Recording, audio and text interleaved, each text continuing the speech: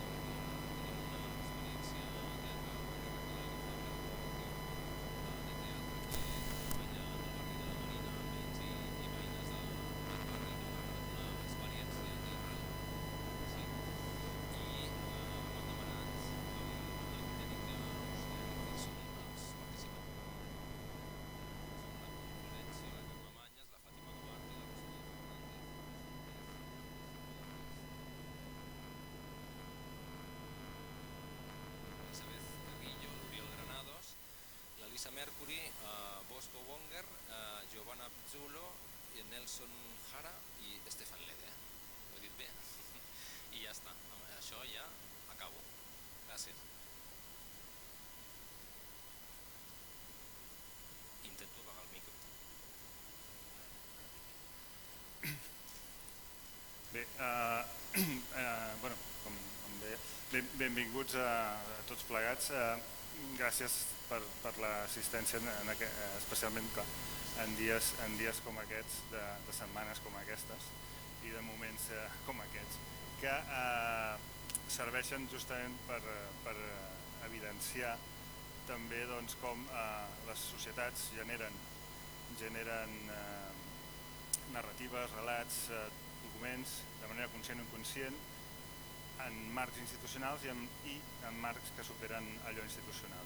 Justament, jo crec que una de les gràcies del panel, diguem, que parlant a continuació, és aquesta mescla d'arxius institucionals, col·lectius més o menys culturals, activistes, clarament polítics, etc., que evidencien de manera clara la necessitat d'arxius, en plural, millor dit,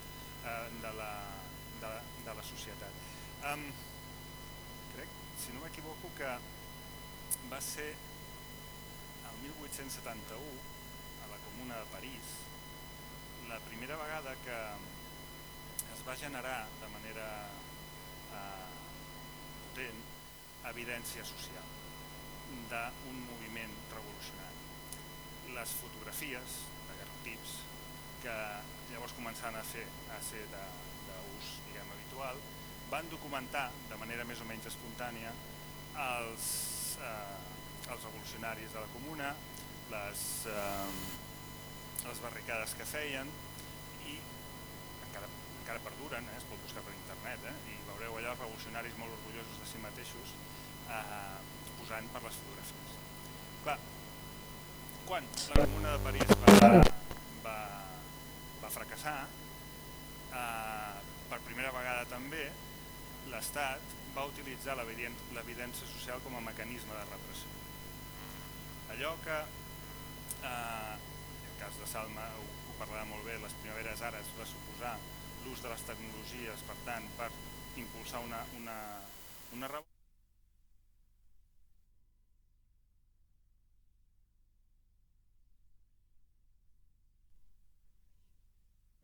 On the other hand, another example, in order to introduce our roundtable, that I like to mention because it's very interesting, is that in 1944, the Minister of Education, because ministers of culture did not exist, these were created in the 50s, the Dutch Minister of Education appealed from London to the whole of the Dutch citizenship in order to preserve, this is the way he said, non-official documents, in order for them to serve as testimonies of the invasion of the Nazi Germany in Holland.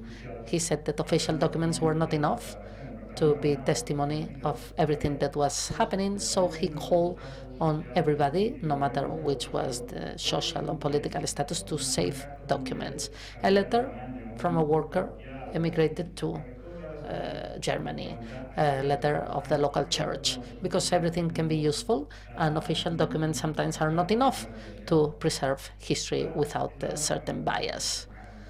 Well, the same minister from the same state several years before, when Holland was still a colonial power and they were maintaining part of their societies, and he had never questioned the completeness of the value of social evidence unless this breakage of political power happened on the archives and the different mechanisms of production of documents. One of the persons who listened to this call was Anna Frank. I think you all know Anna Frank. And now we have the Institute of Social Movements in Holland preserving all these documents.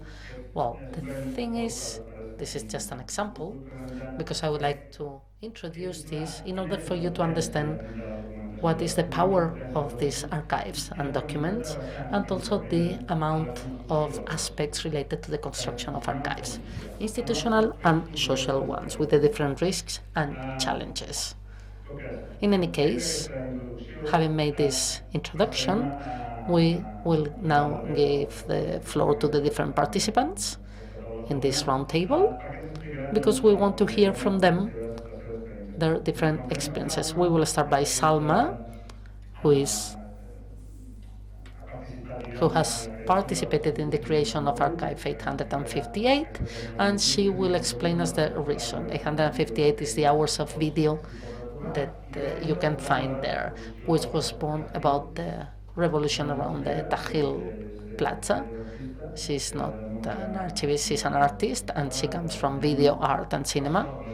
Luckily, she doesn't work with archives, we could say, and she will explain her experience. Then we will listen to our colleagues from Interference Archives, who will also explain their experience. And finally, this first round will be closed by Quim Borràs, head of archivers in Barcelona, and he will explain the role played by institutional archives that go beyond what we can think. It's not only official documents of the municipality, but they also integrate many more informations. So Salma, you have the floor now.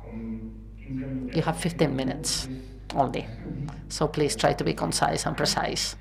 He's going to be very strict with the time. Thank you. No la sentí.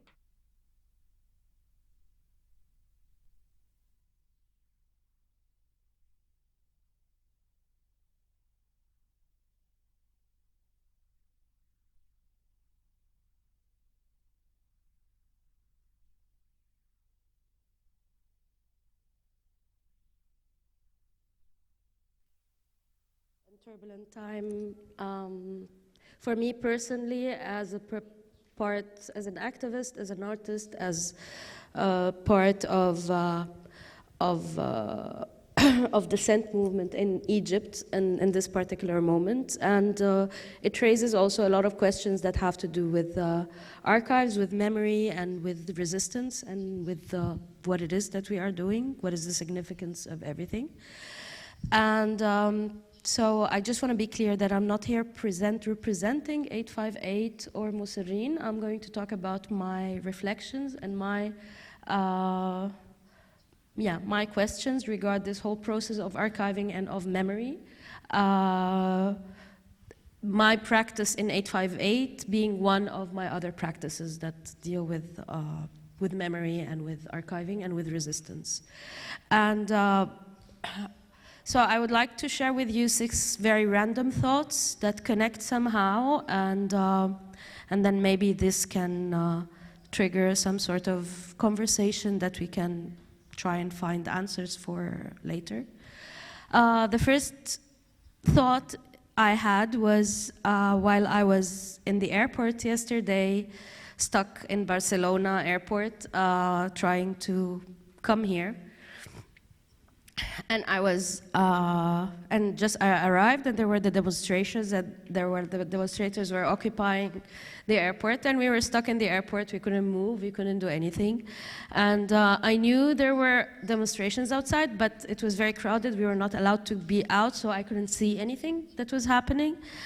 So the first thing I did is that I contacted my friend Marta, who was waiting for me, and then the first thing I said, what are these demonstrations about? Because I really wanted to make sure, the minute I know there are demonstrators, and then automatically, instinctively, I feel, yeah, demonstrators, but then I wanted to know that this was not like some right-wing before I get too excited, so she told me.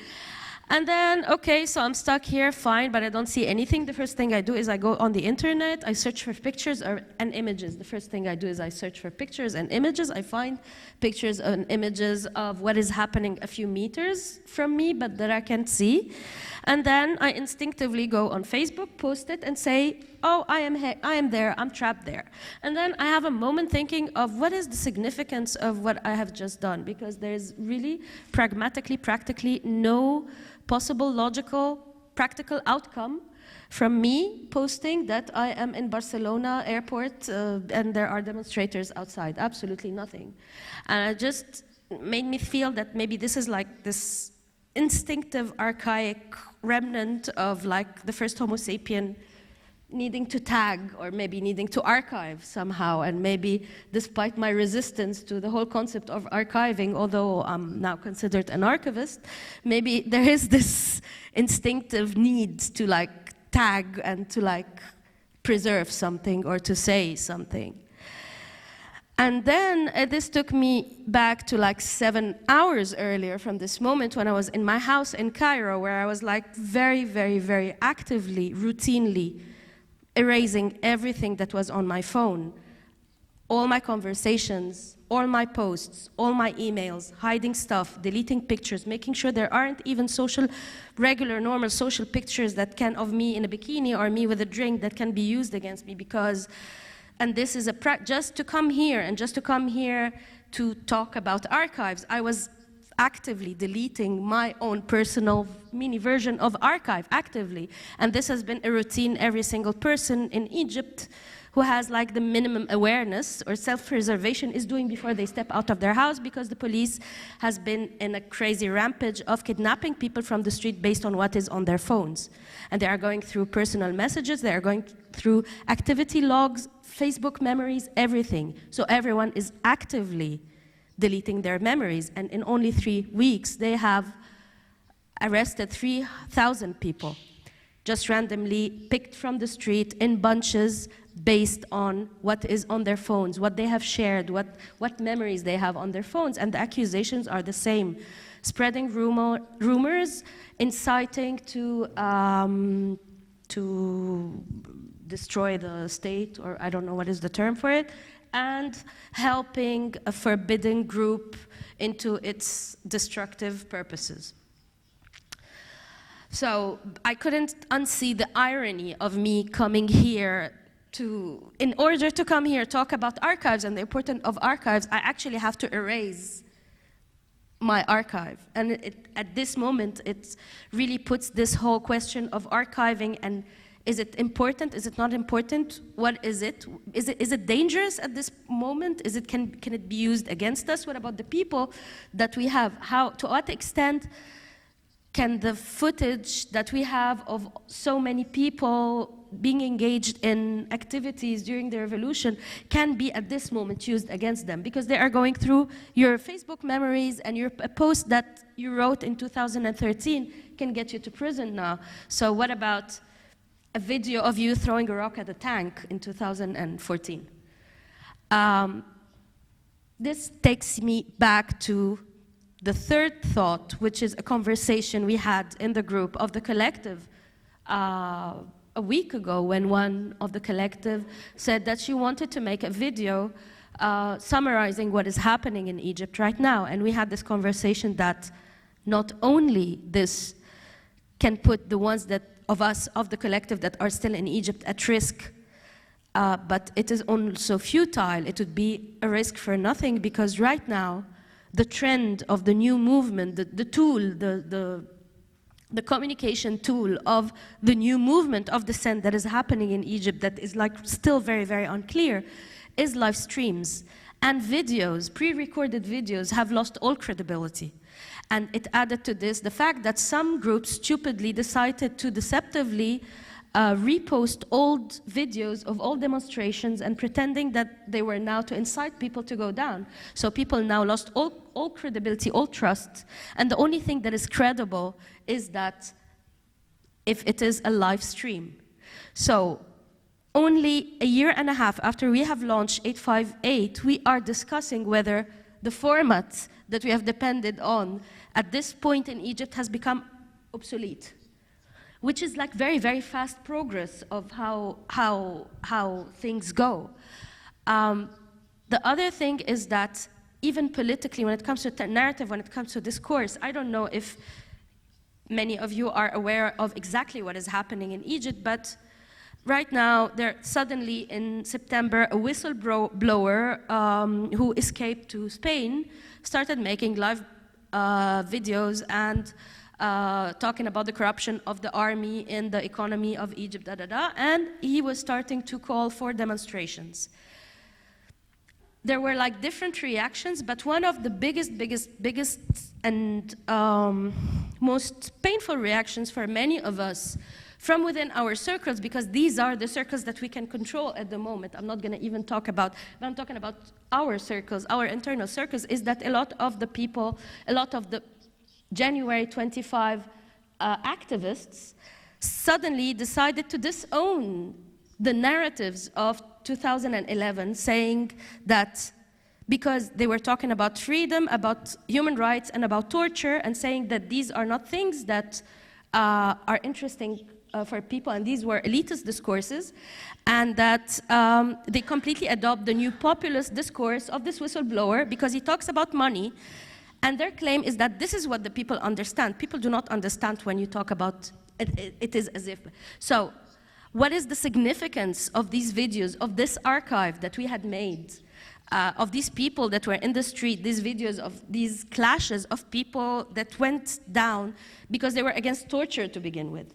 Now that we have created this archive with under the hope that we can create an active archive of resistance, we created this archive from a position that was actually anti-archive, because we were very, very scared of the idea of the archive being a place where things go to die, where things become a relic from the past.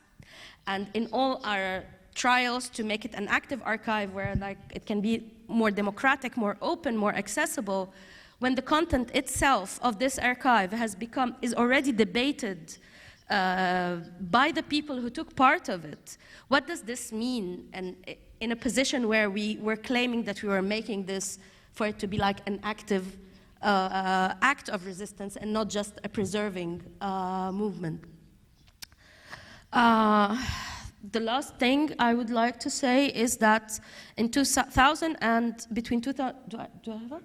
Okay, so between 2012 and 2013, over 250 women got mob sexually assaulted because they were part of demonstrations in Tahrir. And we are not going to get into the debate of whether these were people that were sent by the state, sent by the Muslim Brotherhood. It doesn't make a difference. What the fact is that over 250 women were raped in the street, and that everyone is has part of the responsibility.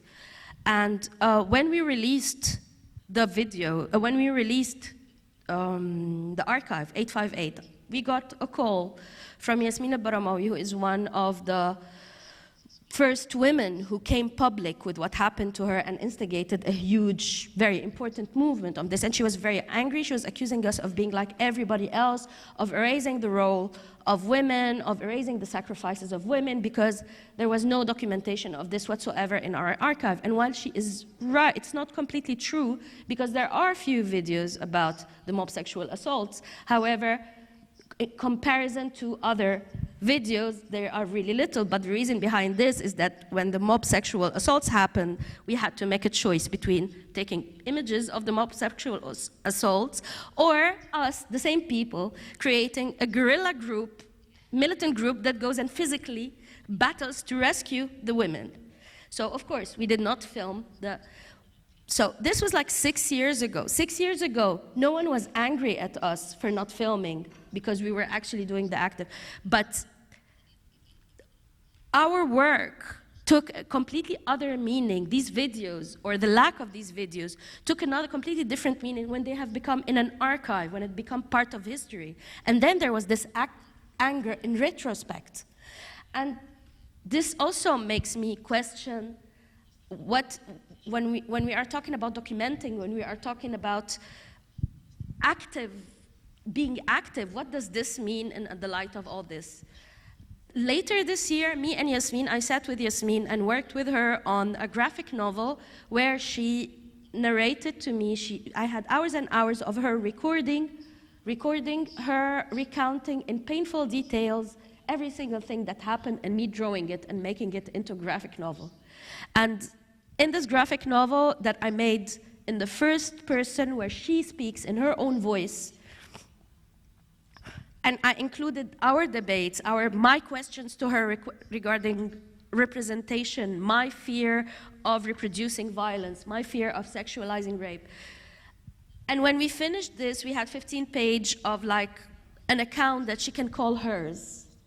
And although this was in a way recording history or recording her story in her, it was like the one thing that I never had any doubts or any ethical or philosophical doubts about, because, and I didn't know why I was so sure, and I was like, always had questions with the other videos that we have. And then I thought that probably because in this story, the person, the subject that is in the story has complete agency over their story. They have complete agency to what happens in their story, how it is said, how it is presented. While in these videos that we are presenting videos of people that we don't know. Yes, we are trying to choose a narrative or to put a narrative that we believe to be fair, but at the end of the day, we are not the people in the video. And this raises this other question about this ownership of what we call archival material. What about the people that are in it? What about if they want to forget it? What about if they get in trouble because of this material that we are putting out as an archive of a revolution or as a counter-narrative of the one of the state? I don't have any answers for these questions. These are just some of the reflections that I would like to share with you, and maybe we can, I hope I made the time. Okay.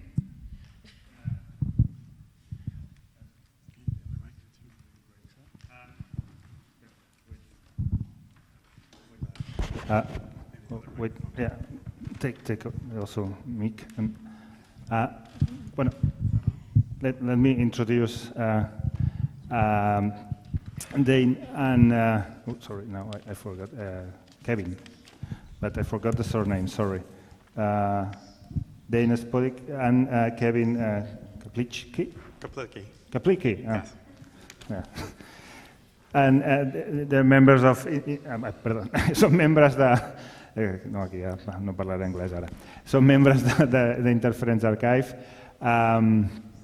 i ens presentaran, de fet, els dos arxius, el de Salma, el creat en condicions molt diferents, van coincidir en el temps, no? 2011, tant a Egipte sorgia el moviment, la revolució, i començaven a documentar el present de la mateixa revolució.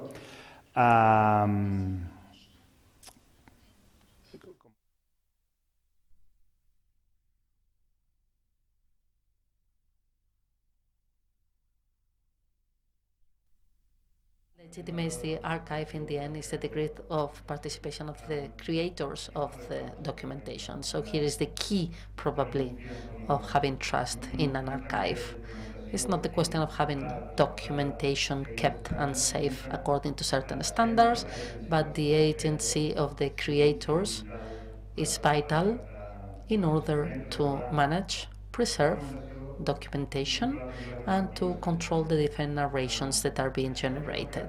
So this is difficult to find in institutional archives and archives that are created under conditions such as the one of Tahirin, but Interference Archive is probably a solution to the question of participation, because this is an archive created from activism, personal, but then it's open to the whole of the community. Since 2011, which was when it was created, has played a role in preservation of documentation from different social spheres, and also integration or reintegration of these documents in society, present, and also the reuse being made by different groups.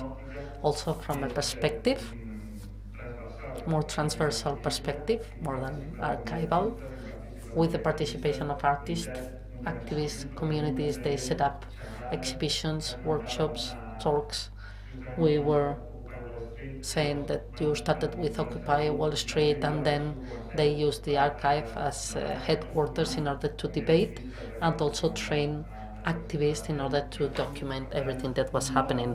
So the archive is not only civic empowerment, something that also Quim would like to mention. So you can start with your presentation now.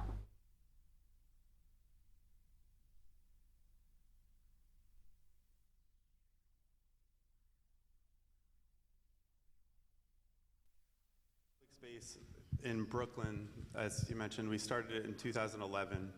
It was the product of the collection of, I'm one of the co-founders along with 3 other people. Dane is a current volunteer. We're an all volunteer-run, community-supported space. Pretty much all of our capital is generated through people that support us by making individual donations. We do get a small amount of grants to do some programming.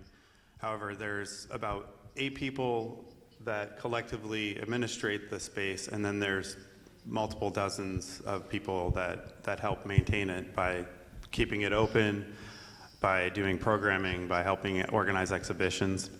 So we are cooperatively or collectively run. We collect what we call the cultural production of social movements, which, if I can get the next slide. Here, you try.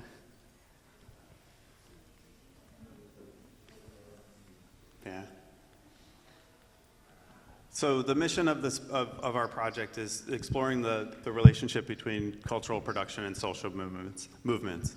So I am an artist. I'm not a librarian, and I've been involved in a lot of different collective organizing. So the archive started from us just saving the materials that we were making in direct action campaigns and community organizing on a variety of themes.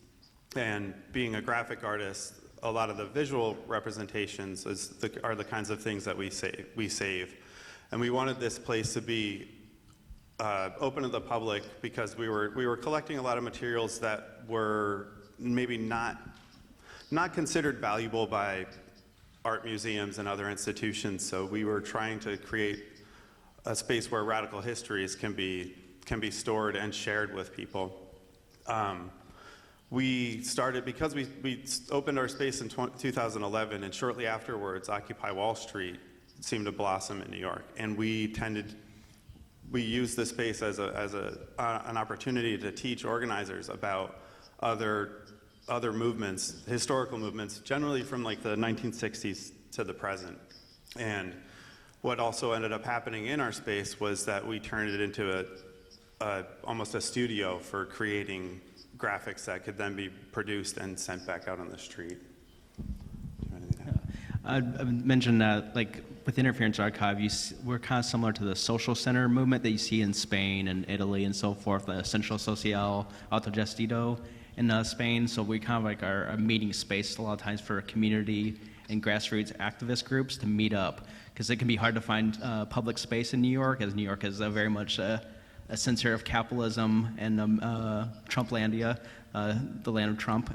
It's very hard to find space for people to meet. So that's one of the big things with Interference Archive, is the ability to have social movements meet up in a particular space, a commons, and be able to have this material in the background that can inform their current activity. Maybe next slide. Yes. See if that works. So this is our older space. Again, New York City being a center of capitalism is also a difficult place to actually maintain space. So we originally opened up in a warehouse building and had all of our materials as open stacks and had a small exhibition space in the front. So you're starting to see some examples of the things that we tend to create. Pretty much anything that is made by social movements, grassroots social movements, to communicate their demands or in manifestations of protest are the objects that we tend to fetishize and collect. But so since then, we have moved to a public space that has ground floor access to a local neighborhood, a small neighborhood in Brooklyn that actually has quite a large history of radical organizing. We have a lot of people from the neighborhood find us and come in, and they're very excited to see that we're running a space that's exhibiting some of the movements that they were a part of. If it was like the women's liberation movement or gay and trans movements as well. Yeah, with the new space, which was moved in like November 2017, around that time, this is way more accessible of a space too. Like the previous space, the warehouse was probably a little bit difficult for maybe new people or for folks with like any physical accessibility needs to be able to get into the space. With it being a storefront, you just walk, it's completely accessible for like wheelchair or any type of like challenges like that. And it's very much, the big thing is, I think that with the ethos of the space is it's open stacks compared to like maybe some other institutional archives where you just go in and open up a box and start seeing like Black Panther Party newspapers from the 1960s, maybe anarchist newspapers from the 1970s in America, Latin America, Spain. So I think we even have some like the old Spanish and Italian anarchist newspapers, like the I forget the name of the Italian one, but so you'll see that. So it's very international too. Like we definitely have a strong American kind of centered focus, but we're definitely very international and transnational with a large Spanish language section that's constantly increasing.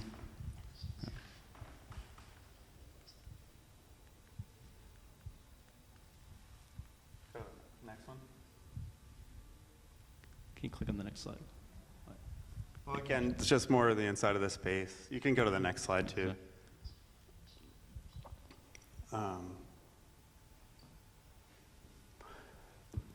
So part of the idea of the space is that we tried to attempt to be a counter institution to what most traditional archives are. We're open to the public. We make all of our materials available for anybody to use. So anybody walking off the street is able to come in. We have a volunteer that is staffing that will help guide you through the collection. We don't have very little of the material is cataloged, and we have thousands and thousands of objects. And our motto is that the use of this material, like the people coming in and handling it and engaging with these thoughts and ideas, is the preservation of it and hopefully the idea that they will actually go out and start to coordinate more, organize more, and create more of this stuff. I think some of the next slides will be some more of the materials that we have. But so since 2011, we have, in an attempt to kind of pull the materials out of the boxes and allow people to see them, we mount themed exhibitions. So we've done everything from like anti-nuclear organizing internationally in the United States, but also around the time of Fukushima, we had activists from Japan bringing materials, and so mounting the stickers, the banners, and all the different objects that people are making and carrying in protest or putting up on the walls. We've done the Cuban poster shows. We've done just general agitprop, and we did a 50th anniversary of May '68 stuff. So a lot of posters from around the world, starting mainly from France and other places. So let's go to the next ones.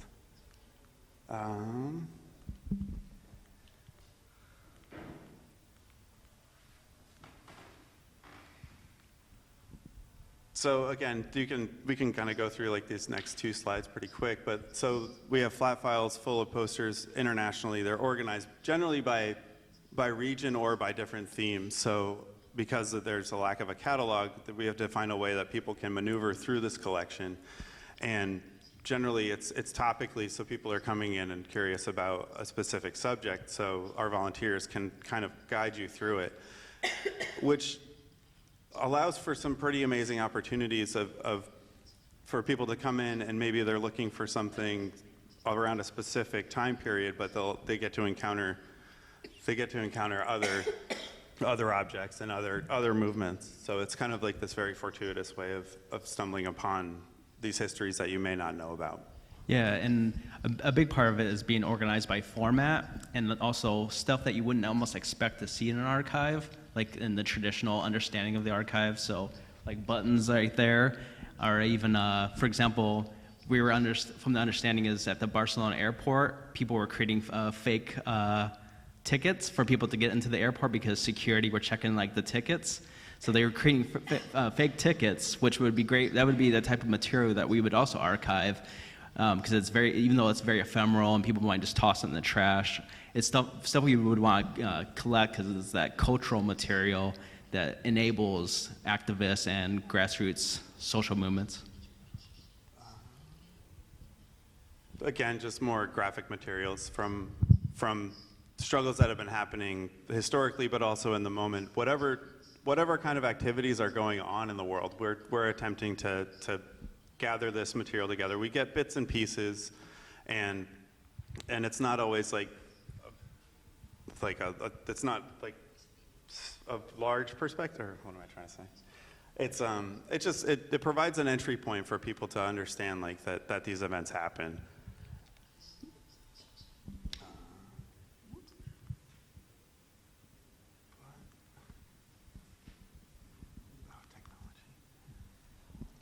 Again, a lot of pamphlets, a lot of publications, a lot of printed matter, a lot of manuals for direct action.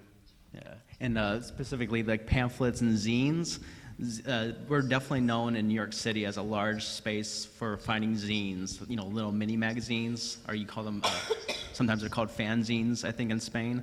So it's like definitely a space to find, especially social, political fanzines, is at the Interference Archive. And that's one of my favorite parts about being involved with Interference Archive is because I'm a zine maker myself, and I'm working on my dissertation for my doctoral degree. It's largely about zine culture in reference to radical social movements. Like, why would people still want to make zines in the digital era? And that's a big thing, I think, with our archive is the kind of an emphasis on the print material, on like the physical print material. And since we're in the digital era with Facebook and Google being almost the dominant forms for information distribution, it's nice to be able to have, something you can hold in your hand, like a zine or a book produced by a social movement that was like very DIY, etc. Yeah, and just to end on this, it's the archive is a space for people to come and learn about these histories, but it also is a generative space where people are responding to specific activities. Like ever since the election of Donald Trump, we've turned our space not only from an archive into like a working studio where we'll do live screen printing, we'll make buttons, we'll make posters, we'll paint banners that people will then use out at demonstrations. So while we're also collecting a lot of this material, we're also trying to generate more of it that can go out and kind of support social movements and resistance.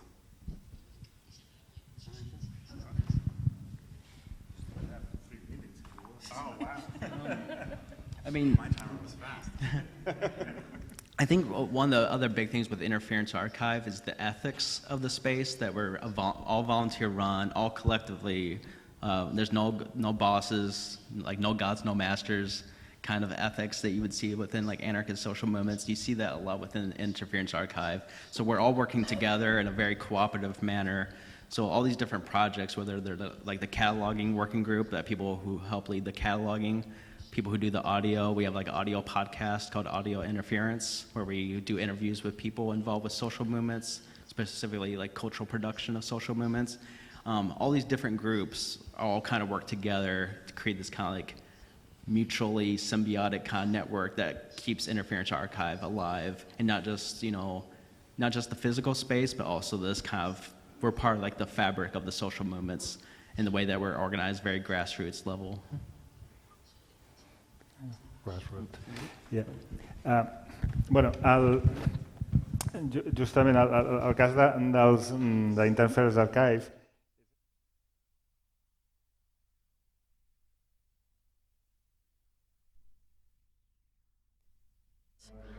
widely known in the Anglo-Saxon world.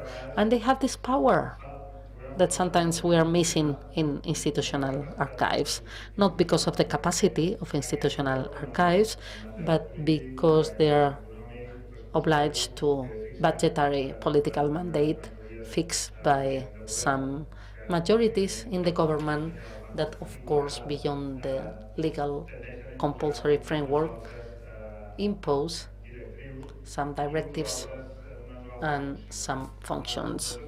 In any case, we have seen with the different examples the variety of materials of archive that we can find, and Quim was explaining this in institutional archives. They are not closed to these varieties of fanzines or other representations. In fact, I like to, when we talk about the documents of archives, I'd like to talk about this definition. I think dates from 2007, Geoffrey Yule, a theoretical archiver, that instead of talking about the value of evidence or the organic value and the principle of providence that archivers talk about, defines the archive as a representation, persistent representation of some activities generated by the product or by a delegate or someone who has to participate in this activity. Under this umbrella definition, we can include all the materials that we have mentioned so far. So they are not on the edge of institutional reality of the archives, neither of what we understand as documents of archives. Another thing is that they are on the edge of what politically or legally, especially legally, we understand as a document of archive, because institutionally we are limited by some laws of cultural heritage, access to public information, also defining very well what we should work on. Beyond the institutional framework, there is a reality, and years ago, institutional archives didn't know anything about this, but this is related to the democratic quality of each country. And of course, for many years, here in Catalonia, we are completely open, especially the Archive of Barcelona, of a long trajectory of relationship with archives, institutional archives, and alternative institutions, non-institutional ones, etc. Barcelona, our colleagues, international colleagues, have been able to see it. The rules of fire the revolutionaries used to mention. I don't know if it's rules of fire, but it's still problems. And the social tissue of Barcelona has always generated many ways of representing in a persistent way the activities that were being generated. Now, for example, in a network of comunitats de memòria, but before, let me insist, the Archive of Barcelona was playing this role in a more or less defined way, but without losing this perspective. So Quim Borràs, head of archives from Barcelona, will speak about this captation and management of non-institutional funds that the technicians of archives mention as private funds. But we are talking about funds which are not public, generated by associations, individuals, collectives, that for decades the Archive of Barcelona takes care of. Quim, whenever you want. Thank you.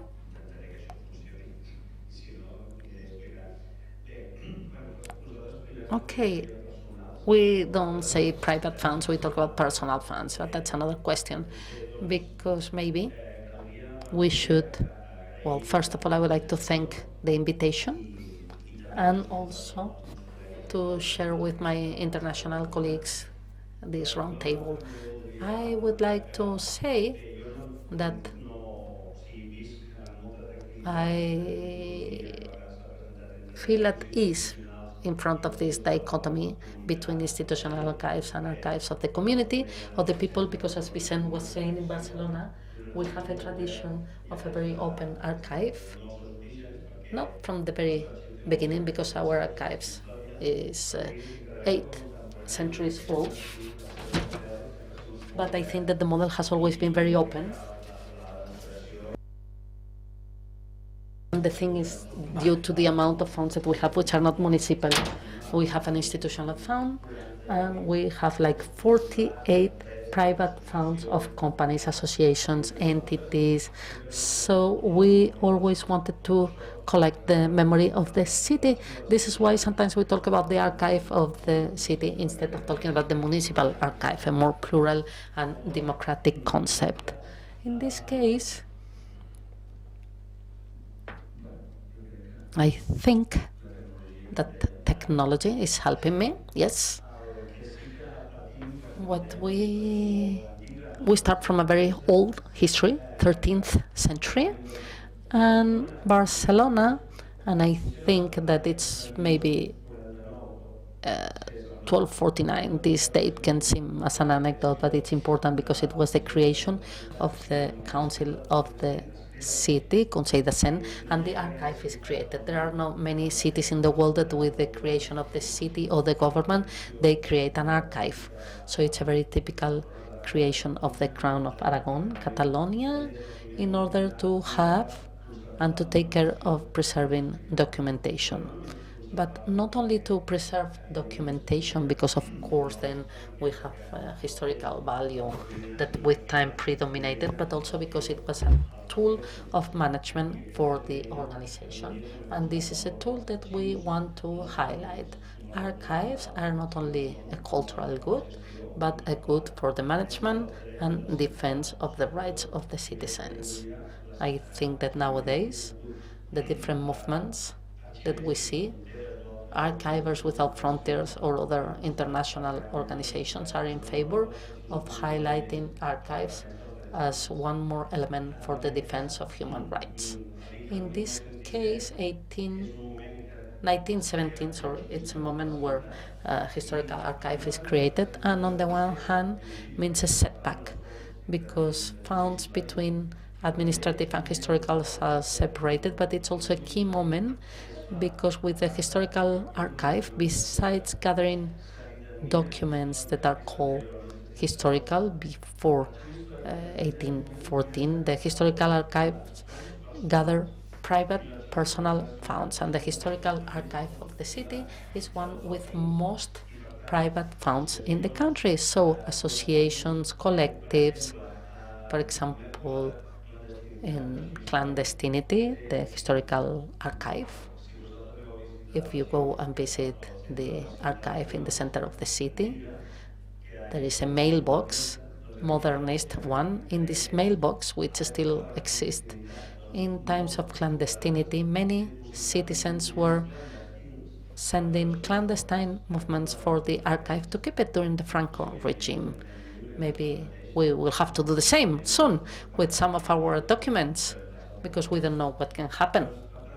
Therefore, the historical archive is born with this vocation. They didn't want to be an official archive. I think that we have heard this concept, institutional archive, but municipal archives, I'm not talking about the army or the civil government or the ministries, which are really archives that I will be careful about.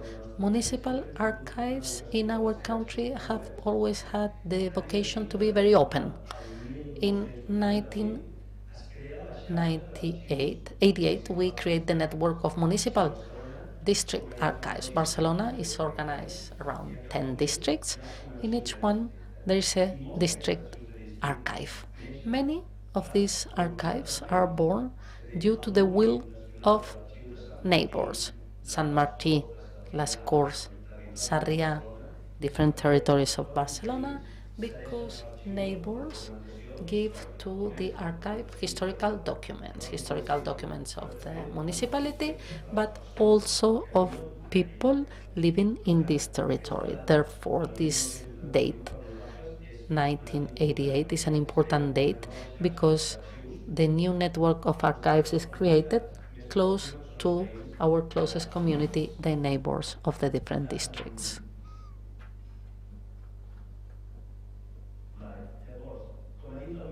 As Vicenç said, we have to highlight that currently it is true that in the archives we are regulated by a regulation, but this regulation, in our case, at least until now, is guaranteeing the obligation that we have to preserve documentary patrimony. And they're very strict with this, and it's good they are strict.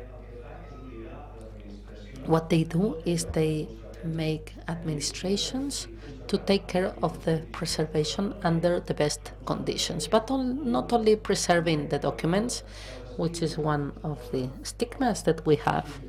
Institutional archives, it seems that we only preserve. No, the law obliges to give access. So we have practiced access since times where we were risking our lives for that. I remember where there were no laws of transparency, we were already transparent. We gave access to documents, and this had meant problems occasionally. But we've always been in favor of giving maximum access to anybody next to approaching the archive. As you said before, we give access to everybody. It is true that we have not been able to explain our citizens, maybe, that everybody can consult these archives. For example, the question is always, can I come to the archive to take a look at the documentation? This is something that people ask, and I guess that we should make much more pedagogy and to explain that archives belong to everybody, not to the municipality, but to the people. So in this sense, I think that we preserve, but now our mission is to give access. Access in order to facilitate life to people. People who have to search for information in the archives. For example, the amount of citizens that approach us due to vital things. For example, the origin of their parents.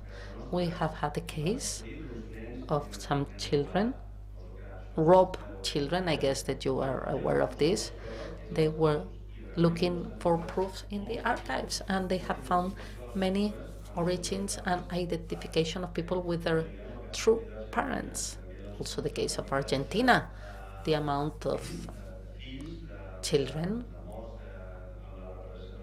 of parents' death during the repression of Argentina adopted by the army. Archives help us to repair memory in this case.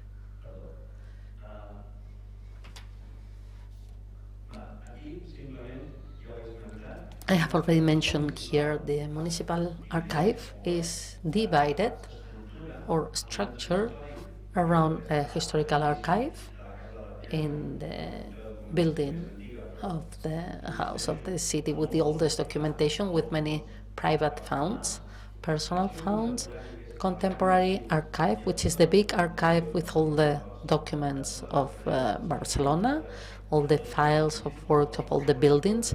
Anybody can go and take a look at the file and access and ask for a copy. And this is also very important, that we are facilitating the reproduction of documents. In this, we should advance even more reusing images, that we should be able to see how to articulate in order to facilitate the spreading of information. Information should be used by everybody, but in principle we help them to reproduce documents. Photographic archives, of course, we have more than 3 million images and pictures, where we have pictures of private funds, donations, we have pictures of Barcelona, but also many donations.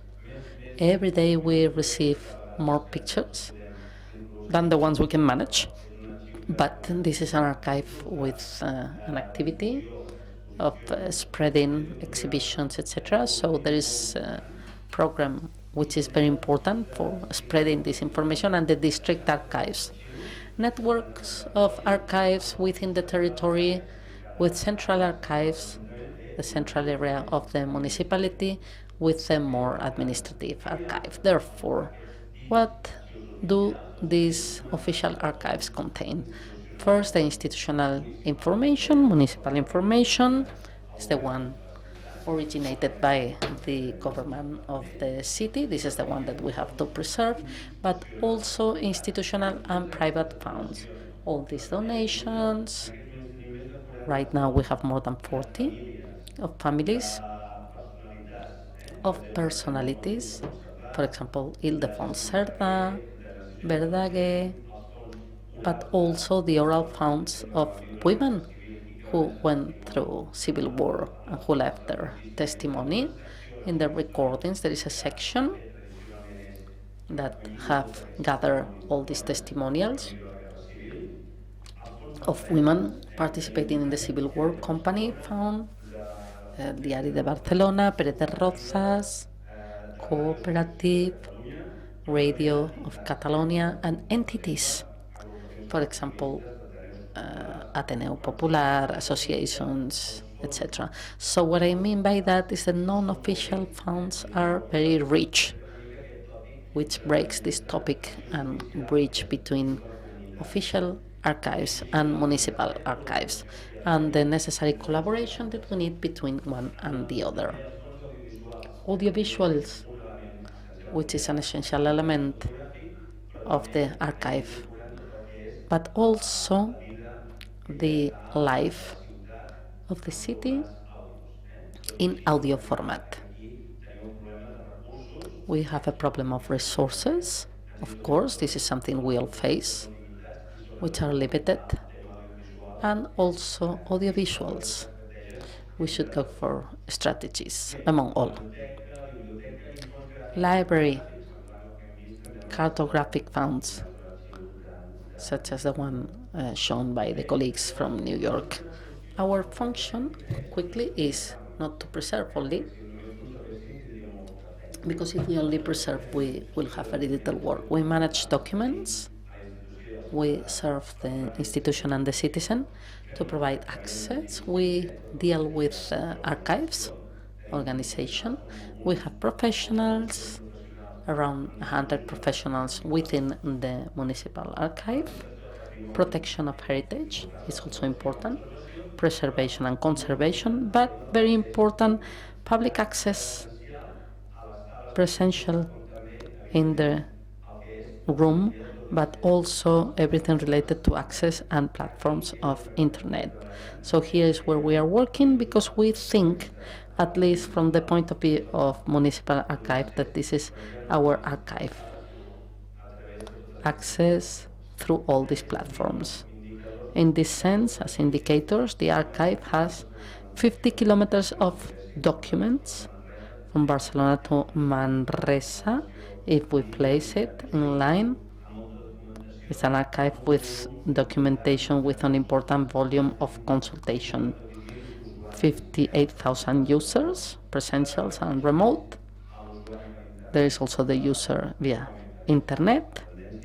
There is an increase, and also digital repositories. We think that archives, these new archives, we have to think about how we will give access and service to the catalogs and public digital archives. In this case, I have wanted to contribute with all the platforms that we have online. Photographic archive, they have a catalog selling images, social networks. So we have available 15 seconds left. Yes. So here we have the activities, 130,000 users or people. And finally, and I end up with this, let me tell you that our experience collaborating with entities and citizen platforms is, I have shown some examples. The photographic picture of the district plan, made with all the district planning of priority neighborhoods, Besos and Marina. A picture project in collaboration with everybody from the neighborhood.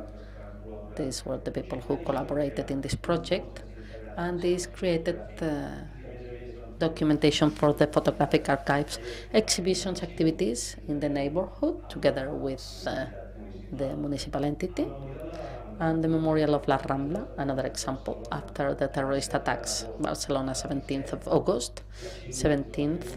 The archive was available in order to gather all the documents generated spontaneously by citizens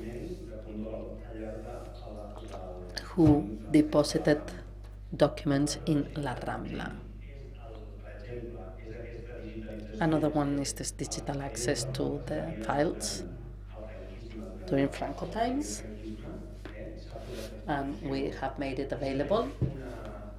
And we have also created an action of repair of these civil servants, and finally, collaboration with the LGTB Center of Barcelona, a roundtable of these LGBT collectives in democracy in Barcelona.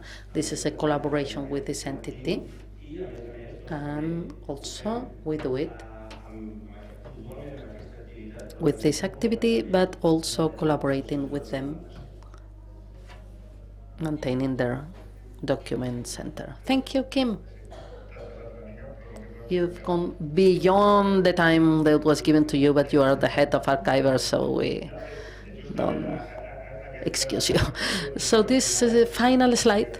It's very significant of what we said along the round table, how memory is plural because documents are plural also, and nothing is born with the idea of making memory, but as a result of how we manage our present. Several years ago, this was in the hands of very few people, state, corporations, ni sagas. But progressively, we have democratized the production of documents, and nowadays we live in an apparent democracy, total democracy, as far as the capacity to generate evidence. I think it's in 15 years ago, Manuel Castells talked about society of information and the network society. Luciano Floridi, Infosphere, this informational environment where we have entities which are organically based in data, because our dependency from machines and data is complete. And there is also another perspective of analysis, social and economic analysis, as 2 or 3 years ago, Susanna Fugov talking about the surveillance capitalism, of how this capitalism generated by the great platforms, Microsoft, Apple, Google, etc., is based in the direct exploitation not of third resources, but the information that we produce is that we are the resource. So the archive has become a means of production. A means of production and accumulation of capital, informational capital for dividends for these big corporations. And we all sell our information because we are an archive of our ego, identified ego. It's not me, but that. And for the state and big corporations, this is what I am. I produce data non-stop, but I cannot manage them, I cannot preserve them, but we live in a bubble of an archive, which is this question that I want to ask in the few minutes that we have left. The 3 perspectives. How can archives help independently of their institutional reality, to society when it comes to defend. So what we have called archival autonomy. How can we, and I think that for me this is not a technical debate but political one, managing your rights as citizens is more and more necessary. Like 100 years ago, the challenge, well, 100 years ago, 150, the challenge was to be able to read, to be informed. Now the challenge is to manage your digital identity. This is something also from the school to codify, to encode, learning to code as a vital aspect of personal autonomy. But I think it's also very important, this archival autonomy, how to manage your data, your identity, and how you can create and generate political agency. Because taking care of your information is taking care of what you represent, what you want to leave as future memory. How to build future memory is how socially we build present democracy. So this is the main role of societies, independently of their institutional character. So, quick question for you. How do you think, from your experience, from your institutions, or from the activism, more artistic or audiovisual, how can we help to generate this archival autonomy, providing support to the fight such as the one of Egypt? Egypt archiving is not generating but eliminating. So your rights depend on how you delete your information. To generate and to delete are the principles of archiving. What do you save, what you don't save. Now the archive is delocalized, and this decision, which was centered in a specific field, is now generated from a social perspective. So many things are at stake. How do you think that you can provide support to this archival autonomy by the citizens?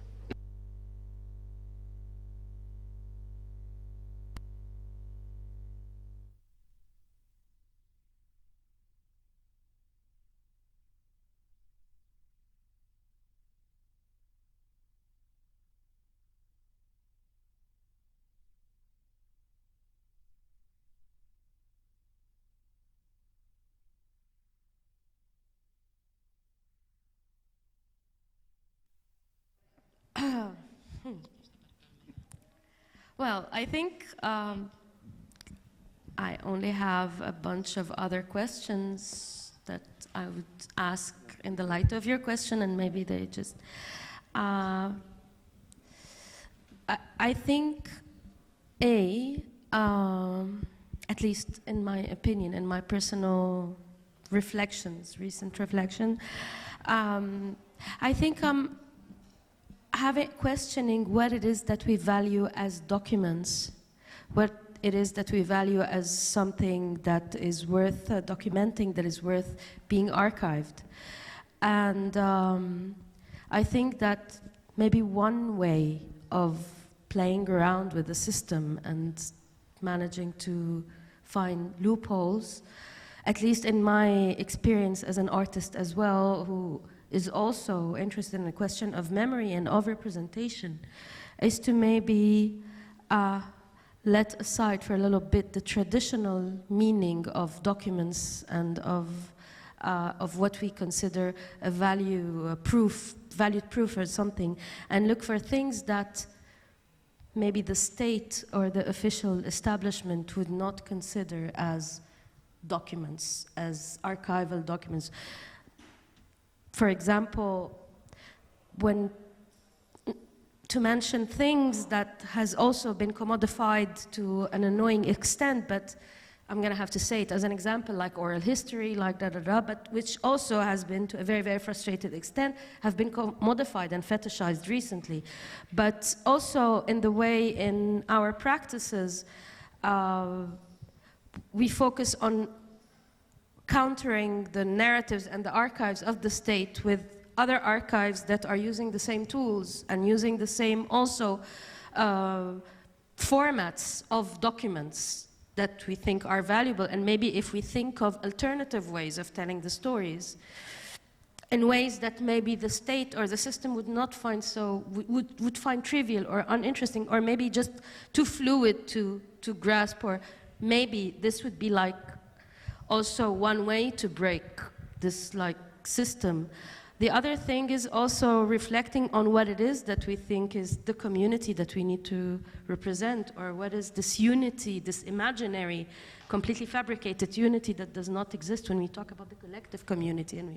And in it, at least I'm talking about our setting in Egypt, in it, when in our revolutionary setting, when we say the revolutionaries, who are these people? These people are like many, many different things, but there is this like very, very strong tendency that becomes a little bit fascist even, that like it wants to erase any differences for the favor of this fabricated collective that opposes to the regime, while in many things of it, many fracture of it, are just reproducing the same problematic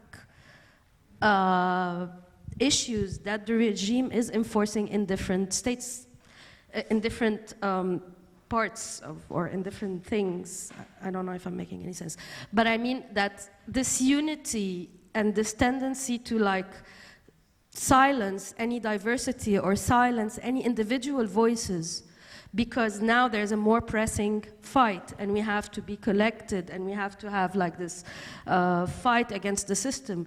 In it, we also, in this repression of these individual voices, we also, I believe, lose a lot of chances of very genuine documentation and archiving of, and very telling of periods of what is happening that is coming from a very, very genuine place if we allow the space for more individuality. And I don't mean individuality in a liberal sense of it, but I mean into letting go this fake idea of that one unit fighting one unit. We are not one unit, and the regime is not one unit. And maybe adopting a sense of like solidarity or coexistence between our group against them is more valid than trying to like have one voice, all of us together. I don't know if this in any way relates to what you said. I think the focus on participatory arrangement of documents. I mean, you have focused, bueno, que t'has centrat, bueno, perquè és que aquí acabarem ja l'Elos. I'm dislocated. Yeah, no, don't worry. Wait. Sorry. A dramatic pause. No, I think I lost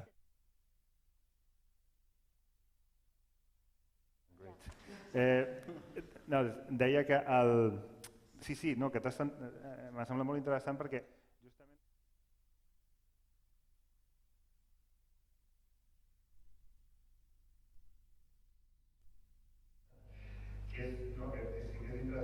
It was very interesting to listen to you, because the question is whether there is no unitary way of dealing with, unique way of dealing with information. And this is the tradition that we have followed so far. But the debate outside and inside the archival discipline now is in how to integrate all the voices, all the possible voices related to the document as a reality with different perspectives. And this approximation, which is something specific to archivers, is related to the social debates that you were documenting.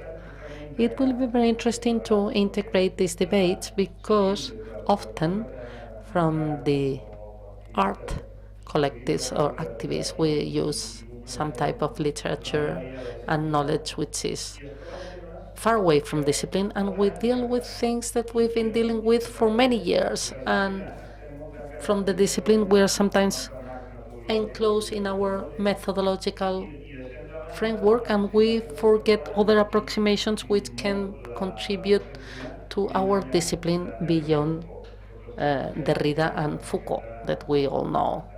But we have enough of them, Derrida and Foucault, talking about archives. So thank you for your contribution. It was very interesting. Would you like to add anything? Some brief.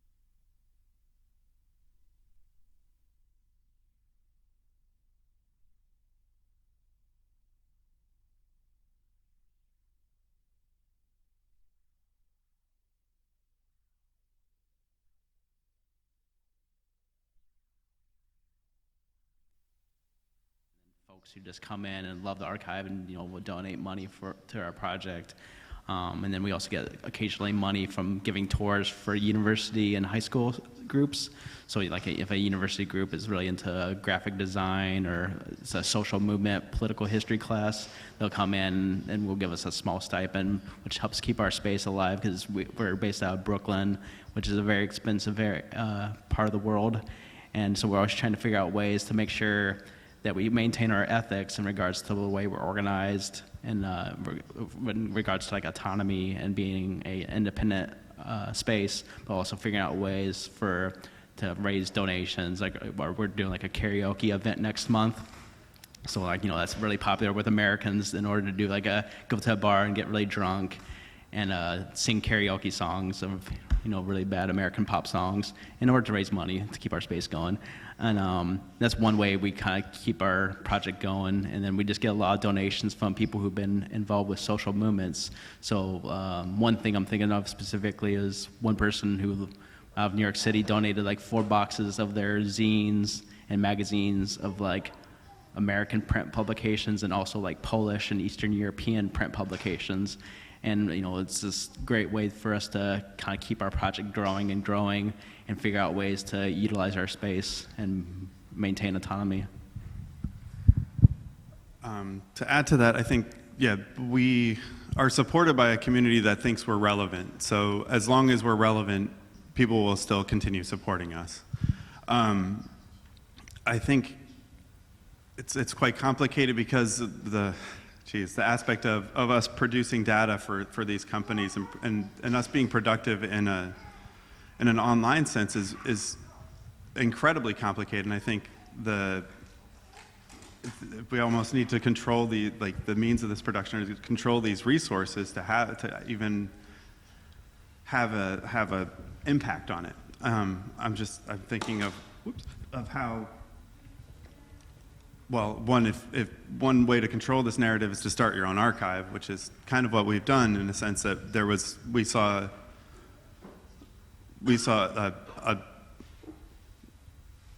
a space such as or these stories, these social movements, these protest movements, this artwork that just wasn't considered valuable by art museums in New York City. They literally had materials produced by the American Indian movement in a drawer that said, not cool enough to archive.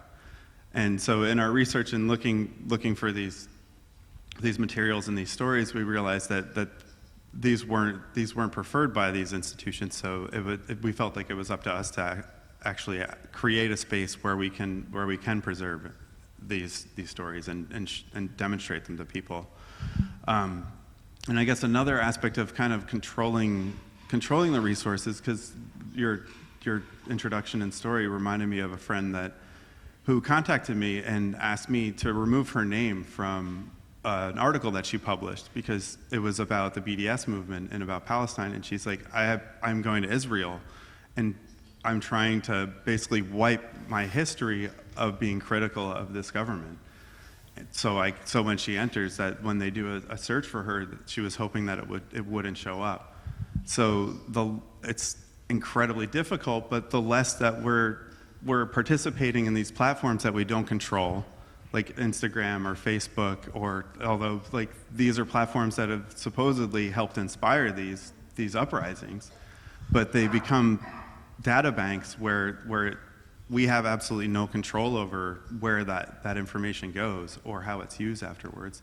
But in the instance that where a friend of mine was contacting me, it was on my art collective's website. We published it on our blog, and I was like, sure. I just did a search and I took it down, and hopefully she didn't have any issues.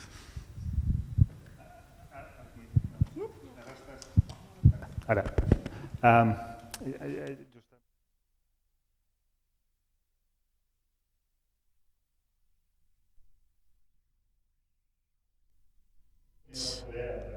Exemplify the power of archives. This power that has been retained from a technical and institutional perspective for a long time, and now the debate is how to democratize, and everybody has access to this agency to decide on the information they post, but from a dialectic point of view with the rest of the community or society, because otherwise it will be a very liberal perspective from an economic capitalist of private property of information, which chokes around the idea that we archivers have from a global perspective. And this is one of the important points. And to conclude, because we only have time for a couple of questions, Quim, a brief comment, how can we help? I think that, well, everything that can be done, for example, in order to introduce more education, there is something that in the US, one of the objectives now of the strategic plan is to educate. The archive educates. So this idea should be much more present in all societies. As we are seeing in these cases, I think that we have a long way to go to incorporate the value of the archive. And I think that this could go to vocational training or more elemental training. Why don't we explain a bit more what is an archive for? And the professionals should make efforts to be close to the community, to carry out more actions. We have a program, the International Day of Archives, every 9th of June, and there we concentrate many of the activities. More should be done along the year, also workshops. We need resources. We'll be very open to do things, but we need the resources to help entities and communities around us asking for help. And the truth is that as much as we can, we do it, but of course we have a lot of work because we never end. You retire and you still work. Therefore, I think that this is one of the lines. And finally, and I'm a bit more pessimistic because I think that this is in the hands of big corporations and people. Unfortunately, we have less possibilities to manage our information because they have our information, so we manage it according to the criteria they give us. They have given me an app and I can manage all the contacts, yes, but who has these contacts? Thank you. Justament. Aquest és el gran debat. No sé si hi ha algú... Bueno, és que a més amb el focus és una miqueta... It's difficult to see with the focus, but we have a few minutes for final question, last remark, contribution, otherwise we will call it a day. Nobody, okay.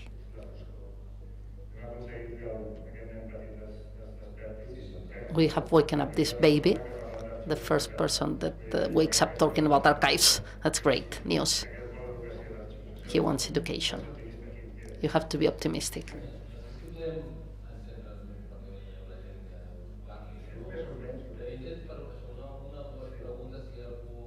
We have time, only a few minutes for final remark. Pressing question. So we're still digesting what we've listened to. We're still digesting, but thank you anyway.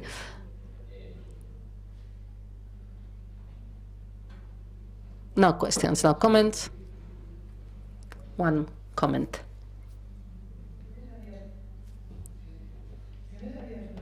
It's not a question, it's just a comment. We cannot hear her. You're talking about education, and my question is the education of the youngest ones. Everything goes very fast. But education of our generation is almost impossible. You are completely uninformed. You don't know where to go. You don't know where this information is. No matter how many efforts we do, it's impossible. And the youngest ones also face problems. Sorry, but the quality of the sound is horrible from the booth.